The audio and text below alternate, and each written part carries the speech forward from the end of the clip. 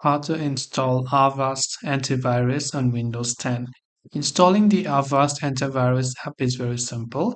First, you open up your browser and go to avast.com, or I'll make sure to drop a link in the description box below. Here you'll find download free antivirus button here. So just click on the free download button right there. So it'll ask me to initiate a download. So I'll go ahead and initiate the download, and I will simply open the exe file that I have downloaded just now.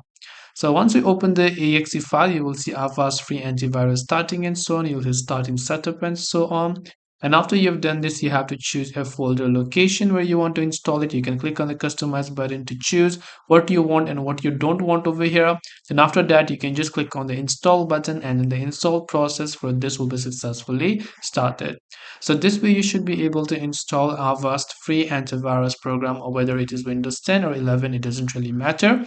I hope that this video helped you. If you have any questions, feel free to leave them down. Thank you for watching, and see you in the next video.